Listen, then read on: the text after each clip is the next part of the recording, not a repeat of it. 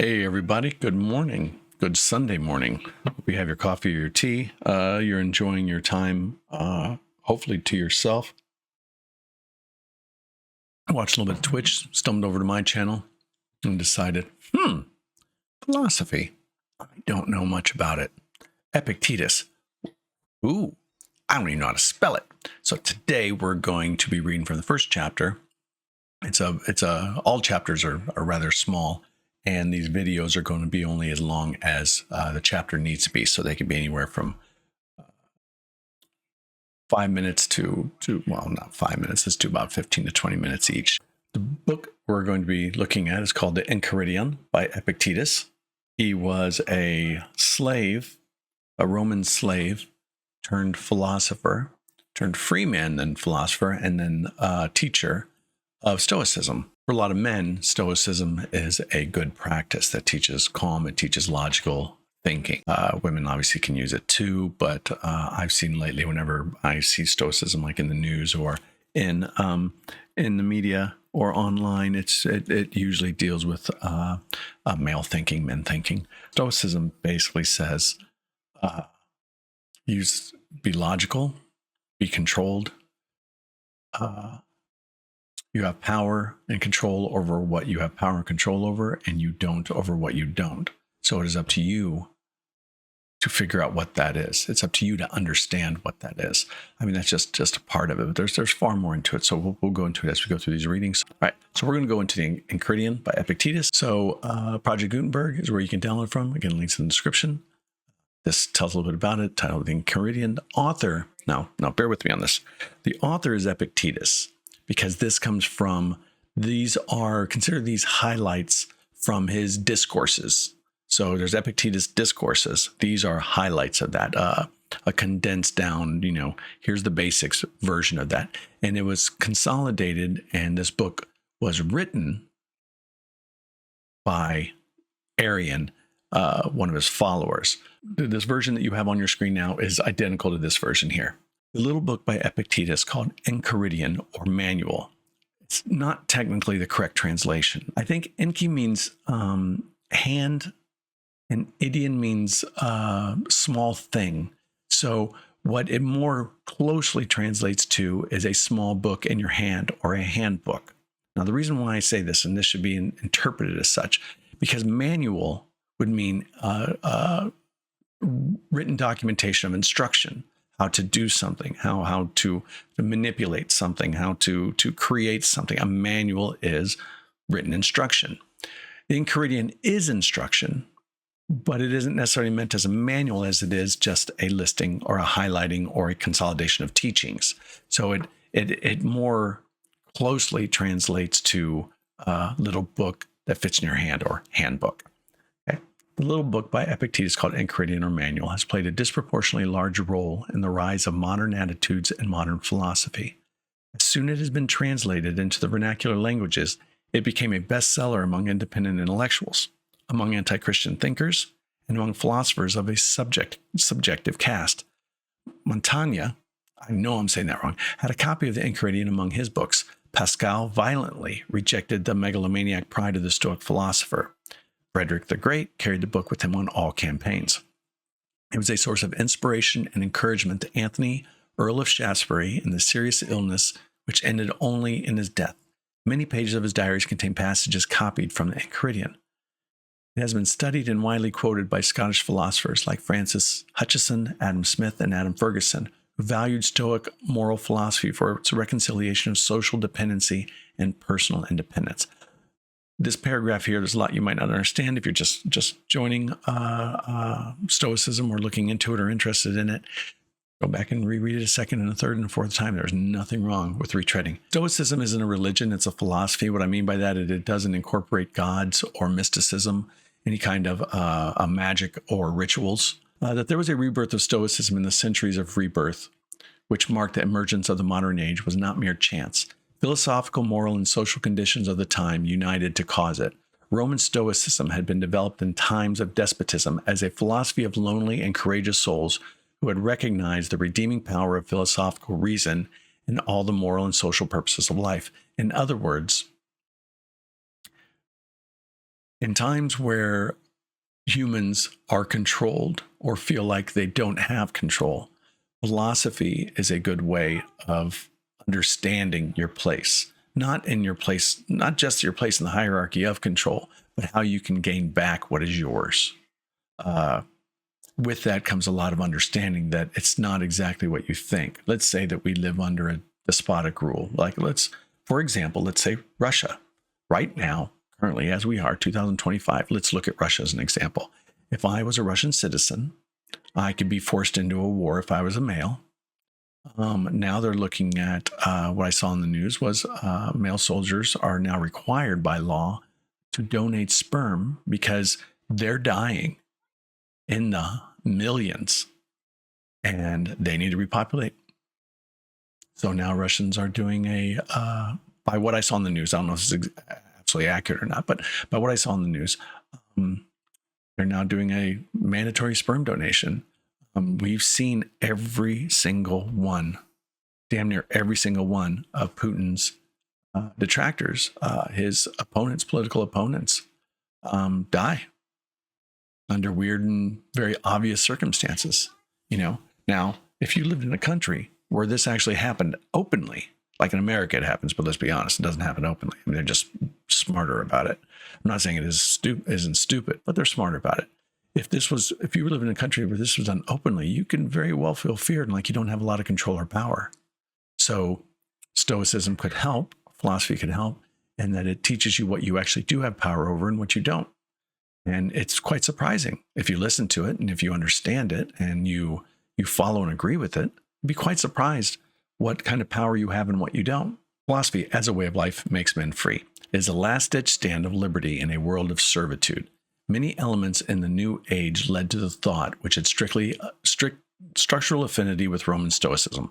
Modern times had created the independent thinker, the free intellectual, and a secular civilization. Modern times had destroyed medieval liberties and had established the new despotism of the absolute state supported by ecclesiastical authority, church. Modern philosophies continue the basic trend in Stoicism in making the subjective consciousness the foundation of philosophy.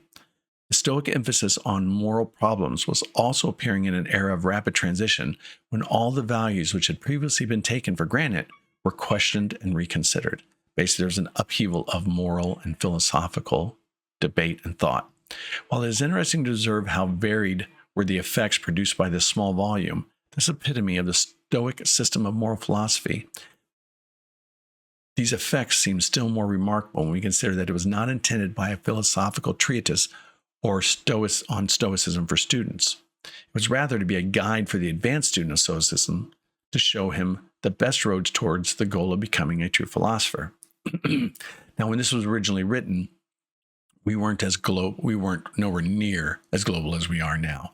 There's information being pumped to a lot younger audiences that you might not get your entire life or not get until you're older. A child now has access literally to how nuclear fusion works and advanced math and everything just by going out to YouTube, just going out to the internet. So where these teachings might be slightly difficult to understand. In some cases, you might not require an instructor or a teacher to teach these to you, as long as you understand basically the vibe of how these are written and how they're approached. If you have the maturity to understand that it's mature content and that it demands that you be reasonable, that when you read it, that you are a grown-up. And I mean that very, very literally, that you act in a very mature, grown-up fashion when you read this, because some of these readings you might look at them like, well, geez, this is just stupid. Why would I even want to do something like that?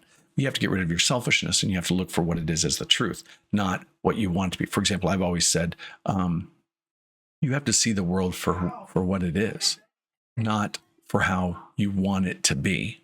The world isn't there for you. It isn't there. It isn't designed to make you feel better, to give you all the things you need to survive. No, the world is there because the world is just there. You're in it, and you've got to interact with these things that are going to run directly at you, completely miss you, or run to the side of you. what you do with that information, what you do with those details, that's on you. And that's what this says: is the world owes you nothing, and it's going to try to take from you, but it's also going to give if you know how. It's very mature reading, and it requires an openness to want to understand, even if the understanding might seem detrimental to yourself. While it's interesting to observe how varied were the effects produced by the small volume, this epitome of the Stoic system of moral philosophy, these effects seem still more remarkable when we consider that it was not intended to be a philosophical treatise on Stoicism for students. It was rather to be a guide for the advanced student of Stoicism to show him the best roads towards the goal of becoming a true philosopher. It was intended for someone who's been in Stoicism for a while, that understands its teachings, understands where it's coming from, understands that they're not attacks, understands that it's not friendly. It's just straightforward. The truth should always be striven for. You should always strive for the truth, no matter what, even if it hurts, because the truth isn't what hurts. Discovering that you were wrong in your thinking is what hurts. The truth never hurts. The truth isn't there to hurt. It doesn't have the capability of hurting someone. What hurts it usually is a person's realization of the truth, that their truth, what they thought was the truth. There's no such thing as your truth, my truth, their truth. What they thought was the truth was incorrect. And now they've got to change because they got new information, and it sucks sometimes. And we all get that. So with this philosophy, with these teachings, it'll better prepare you for dealing with with the truth. Thus, Epictetus and his Enchiridion have a unique position in Roman Stoicism. Seneca and Marcus Aurelius had selected Stoic philosophy as the most adequate system for expressing their existential problems of independence, solitude, and history. In this enterprise, Seneca made tremendous strides towards the insights of social psychology, as a byproduct of his consciousness of decadence. In this, he was close to Nietzsche, but he was not primarily concerned with the unity of the Stoic system. Marcus Aurelius changed philosophical doctrine into the regimen of the lonesome ruler. He was one of the last Roman emperors. He was considered the good emperor. I think that was the term they used. In contrast to both, Epictetus was teaching Stoic philosophy as a doctrine and as a way of life. Marcus Aurelius, being an emperor, could use it as a general guide to how to live and make decisions, but he couldn't use it as a way of life. He was an emperor. The Enchiridion is a summary of theoretical and applied Stoicism.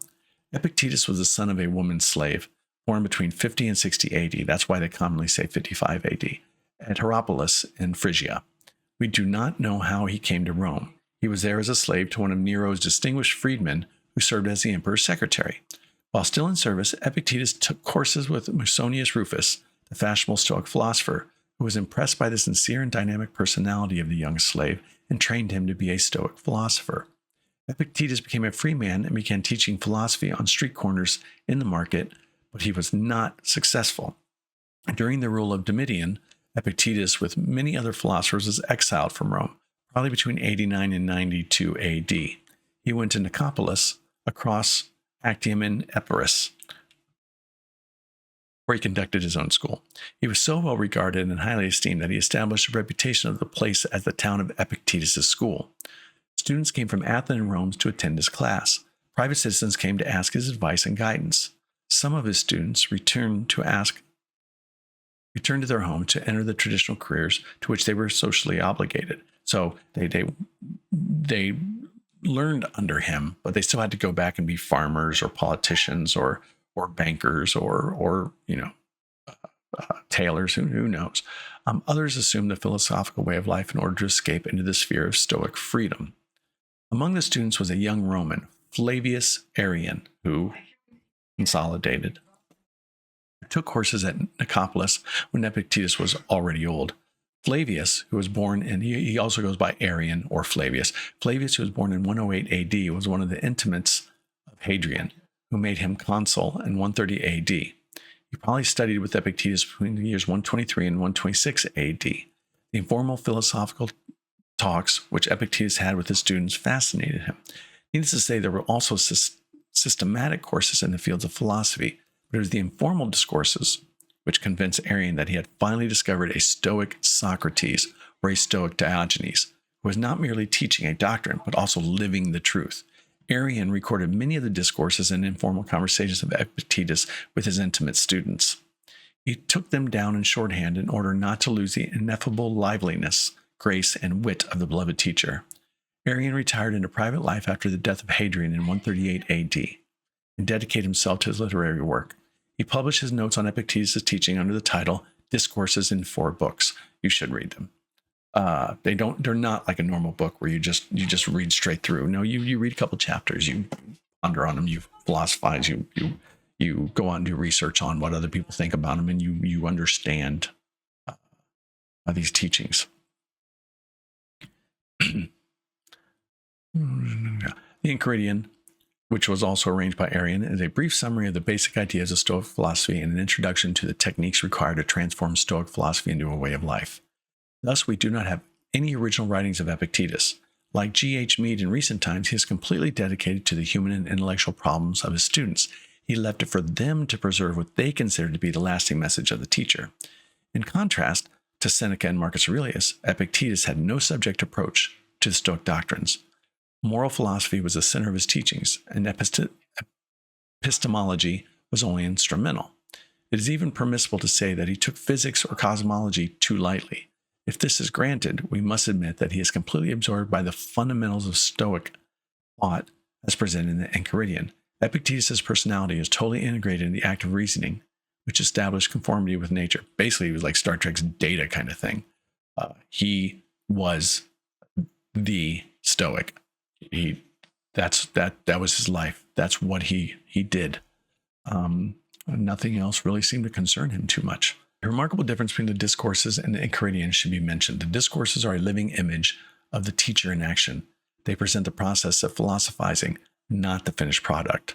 They show the enthusiastic and sober, the realistic and pathetic moralist, and constantly changing perspectives determined by the changing students with their various concerns, problems, and questions. His teachings, his formulations have direct reference to the various life situations in which the student apply and practice the master's Stoic teachings. No human situation is omitted. As a guide to conduct, philosophy has relevance for all. Whether the students have to attend a dinner party, whether they are among competitors in a stadium or in a swimming pool, whether they have to present themselves at court or in office, whether they are in the company of their mothers and sisters or of girlfriends. In all human situations, the philosopher knows the correct advice for the philosophical apprentice. Thus, in the Discourses, Arian presented the unique individuality of the philosopher and his applied moral method in living contact with various students in concrete situations.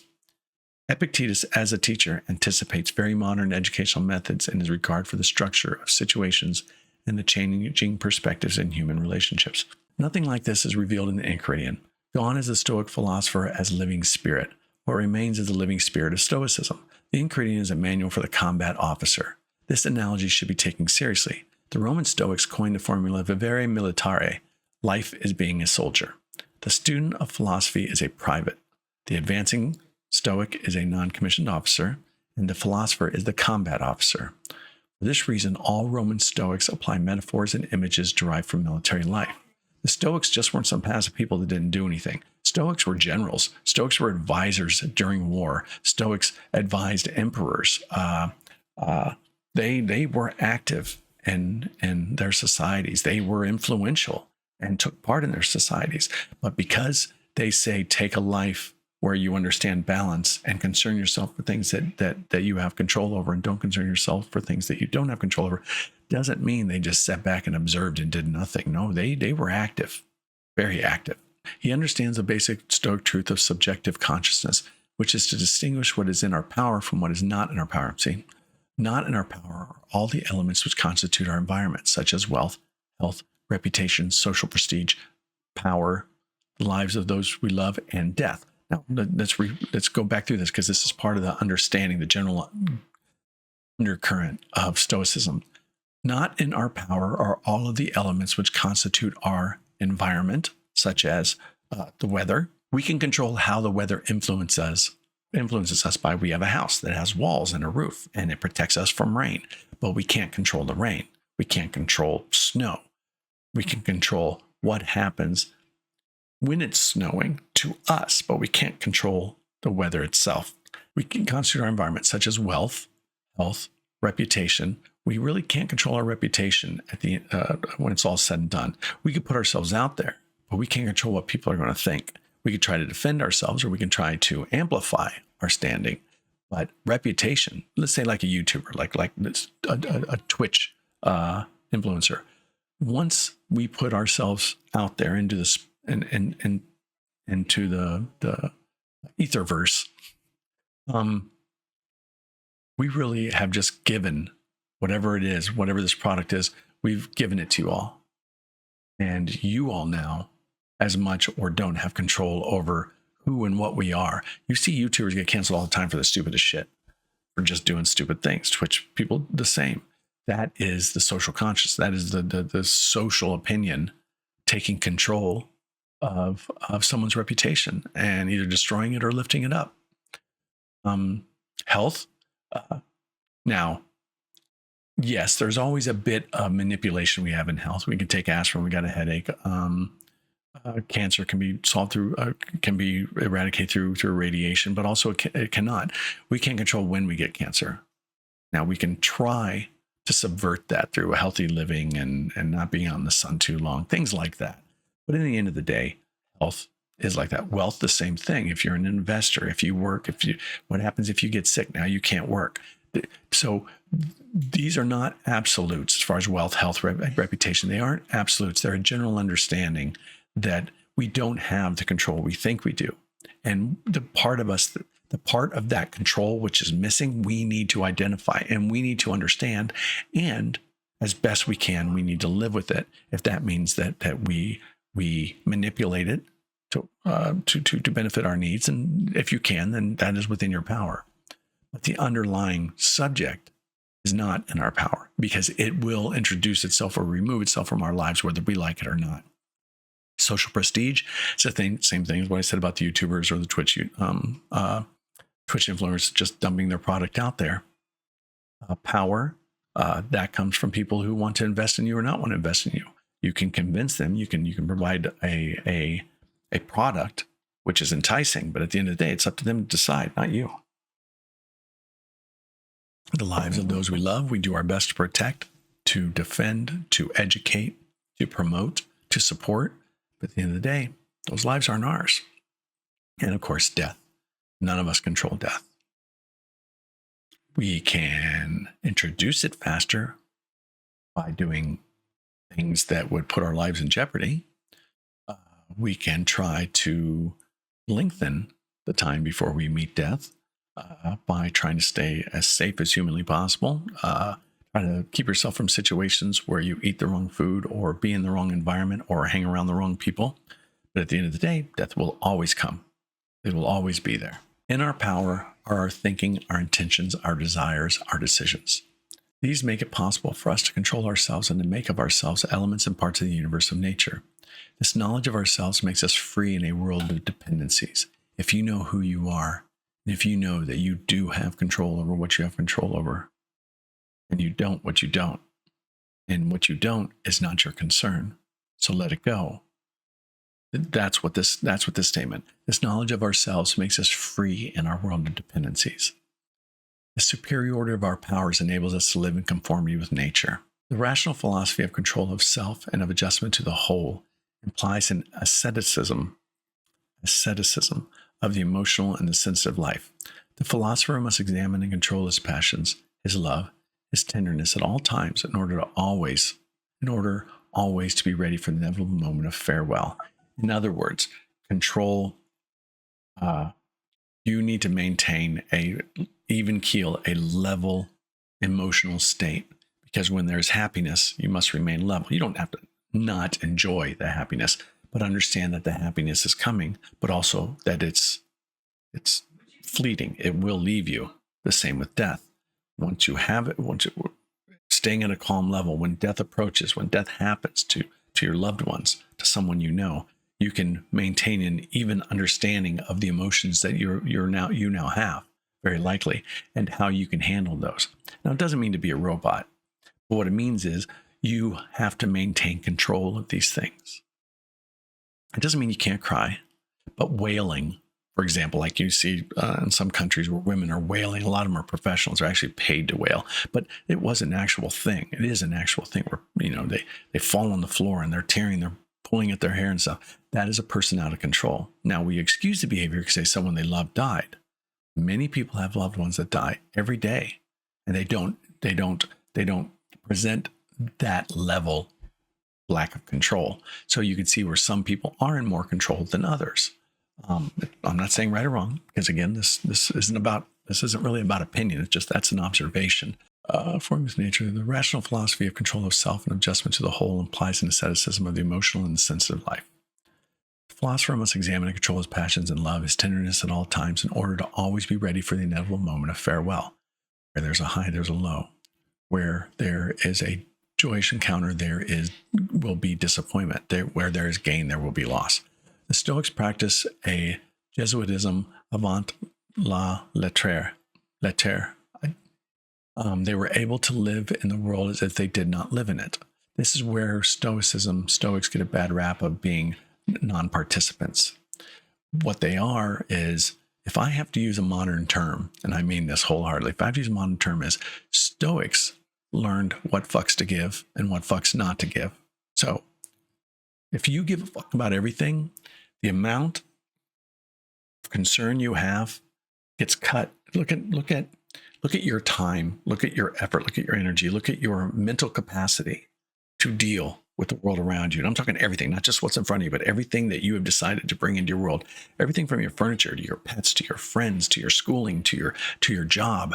How much makeup you have in the cupboard, or how many toilet rolls, how much toilet paper you have. I mean, everything that you have in your entire life. Does the mousetrap need more cheese or peanut butter put on it? Everything in your life. Everything in your life is in your life, and you have to deal with it to some degree. Look at it like a big pie, and you're slicing that up, right? Now, you make all those slices because that's every little aspect of your life, and there's hundreds, there's thousands of them, right? Stoics say, no, we are going to minimize those slices. We're going to make bigger, far fewer slices. That's where the modern thing is, how many fucks do you have to give? The less fucks you have to give, the happier you will be. The Stoics practice to the Stoic, life is a military camp, a play on the stage, a banquet to which we are invited. The Enchiridion briefly indicated the techniques which the philosopher should apply in acting well the diverse roles which God might assign to those whom he loves, the Stoic philosophers. Seneca does this, and a lot of Stoics, they still believe in religion. They believe in gods, some of them multiple gods, others the Judeo-Christian God. And that is through their writing. They will absolutely say, what belongs to God is God's. Now, are they talking about an actual being, an entity? And some of them, they're very clear that, yes, they do believe that there's a magical sky daddy out there. For others, though, it's more subtle and could be conferred as just fate, just nature being nature, just what will happen will happen. It's not necessarily a God that has an active mindset on manipulating or controlling or just passively monitoring the world around them, with his powers or her powers or whatever. From the rules of social conduct to the recommendations of sexual asceticism before marriage and the method of true thinking, the advanced Stoic will find all principles of perfection and all precepts for realizing philosophical principles in his conduct in this tiny volume. Thus, the Enchiridion was liberating for all intellectuals who learn from it that there are philosophical ways of self-redemption. From its time, the secular thinker could feel jubilant because he was not in need of a divine grace. Epictetus had taught him that philosophical reason could make him free, and he was capable of redeeming himself by sound reasoning. In the Stoic distinction of personality and world, of I and mine, of subjective consciousness, of the world of objects, of freedom and dependence, we find implicit the basic elements of modern philosophies of rationalism and of the objective idealism or pantheism. For this reason, there is a continuous renaissance of Stoicism from Descartes, Grotius, and Bishop Butler to Montesquieu, Adam Smith, and Kant. I don't know these people. Maybe I should look them up. Maybe we could do something like that, have a chat. In this long development in modern times, the tiny Enchiridion of Epictetus played a remarkable part. The translations of Epictetus and of all other Stoics had the widest effect on philosophers, theologians, and lay thinkers. They were studied by the clergy of the various Christian denominations, by the scientists who were striving for a natural religion, and by the independent philosophers who were eager to separate philosophy from religion. There were many outstanding bishops in the Catholic and Anglican churches who were eager to transform the traditions of Roman Stoicism into Christian Stoicism. Religion consumes. Most religion is like a parasite that needs to be bigger and will destroy its host to keep itself going. And this is right there's a perfect example of that, or at least a comment on it. Among the Calvinistic denominations were many thinkers who were in sympathy with Stoic moral principles because of their praise of the austerity of life and of the control of passions.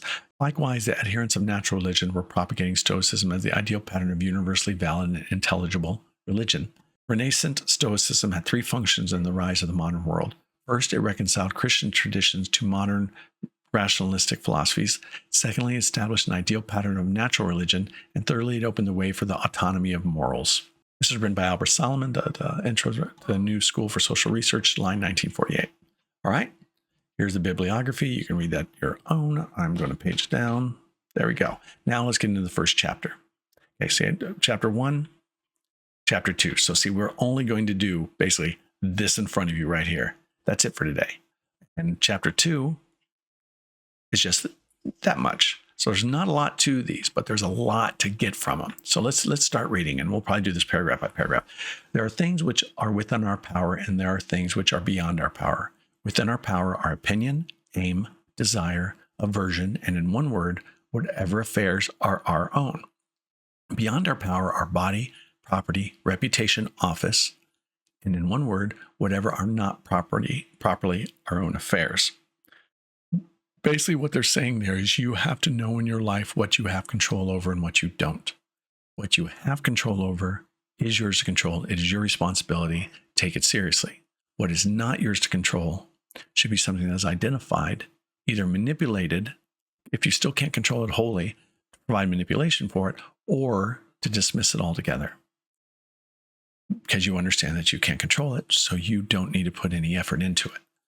Now, the things within our power are by nature free, unrestricted, unhindered, but those beyond our power are weak, dependent, restricted, alien. Remember, then, that if you attribute freedom to things by nature dependent and take what belongs to others for your own, you will be hindered, you will lament, you will be disturbed, you will find fault both with gods and men. What that is saying there is if you take from somebody what is not yours to take, if you try to control that which you're not allowed to control or have no control over, you will learn to be upset. You will hate at gods and men. You will blame others for your problems. You will wonder why you're not succeeding, why these problems are still occurring. It's because you're trying to control something that is outside of your control. That's what that line means. Do you take for your own only that which is your own, what you can control and have power over, and view what belongs to others just as it really is, that you don't have any control, then no one will ever compel you. No one will restrict you. You will find fault with no one. You will accuse no one. You will do nothing against your will. No one will hurt you. You will not have an enemy, nor will you suffer any harm. If you maintain control of what is yours, if you leave control of something out of your control to someone else, then what they're saying is you will have an easier life. Now, you will not have an enemy, nor you will not suffer. No, there are always people that are going to want to take your control from you. Don't let them. Aiming, therefore, at such great things, remember that you must not allow yourself any inclination, however slight, towards the attainment of the others, of that which you have no control over, but that you must entirely quit some of them. That means just let it go. You know the modern term they said for men and women when they do something that you don't want them to do, but they're going to do it anyways, just let them. You know the term let them? That's what this is saying. This let them movement, this let them term that's been floating around for the past year or so, that's 2,000 plus years old. It is not new. It is just rebranded. You must, but that you must entirely quit some of them, and for the present postpone the rest. So quit some of them immediately. To change your life, don't just go drastically changing absolutely everything. Start baby steps through it. You know that you are gaining weight and you need to lose the weight. You'll know that your weight gain comes from stress, comes from work, comes from family, comes from the food you eat. Maybe at night you're coming home and the only satisfaction you have during the entire day is the fact that you could sit down to that nice big meal in front of the TV and you eat those emotional meals. So where can we start? Can you start with your family? Well, part of that is under their control. Maybe they're mad at you too. So there's nothing you can do at the moment. Maybe you've done everything and that's the reason why everybody's mad at each other, because you guys have done some stuff. And that work, maybe not at the moment. Maybe some things are on the horizon, or you have some ideas about possibly changing jobs or completely changing your career and lifestyle altogether. The food. So you can change the food. That is within your control to change. What you put in your body is under your control. So maybe get rid of the high processed foods. Instead of eating white bread, eat wheat bread, or move to wraps that have less carbohydrates. Maybe instead of the fatty cuts of meat, you decide to have something leaner, like a sirloin versus a T-bone or a ribeye. Maybe you'll add more vegetables in. Maybe you'll cut out some of the carbs and get your carbohydrates from like broccoli or other foods like that. Maybe the alcohol, maybe as a man especially, but women too, but maybe you're drinking your sorrows away. Maybe you're like, well, that's a lot of empty calories and obviously it's not good for my liver, my mental health, my physical health.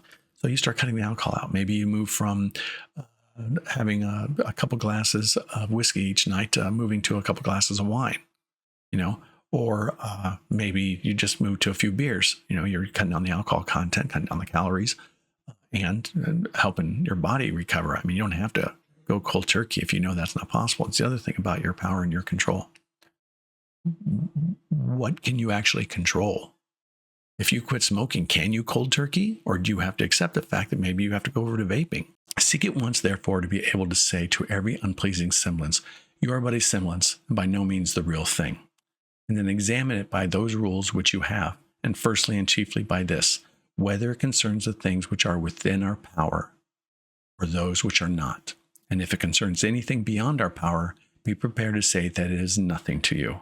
In other words, just let them. I would love to talk about this more. I mean, how we got an entire little tiny baby book that we're going to go through. So that is just chapter 1, just that little bit. And chapter 2, we don't even go through the intro next time. Next Sunday, I'm actually going to set this up in a schedule because I really don't have anything to do Sunday mornings first thing. So I'm going to set this up in the schedule that 9 o'clock every morning. Yep, 9 o'clock every Sunday, we're going to go through a book of the Enchiridion. When we're done with that, maybe we'll start working on some Marcus Aurelius or some Seneca, or maybe if you have suggestions, I would love to get books on different things, philosophical related, or how to better yourself. I'm not into a whole lot of self-help books. Believe me, a lot of the modern stuff is nowhere near as quality as the ancient stuff. And I mean that. And most of the modern stuff is just a retread of the ancient stuff. Thank you guys very much. Happy popped on for a second, then left. I always find that kind of curious where they make a comment, then go. Please stay. Hope some of y'all listen to this, pass it on. If you think this is good, if this thing you something want to do, tell people about it. Subscribe here, get on my list, follow me. And I'll see you all later. Thank you. Have a good Sunday morning. Bye-bye.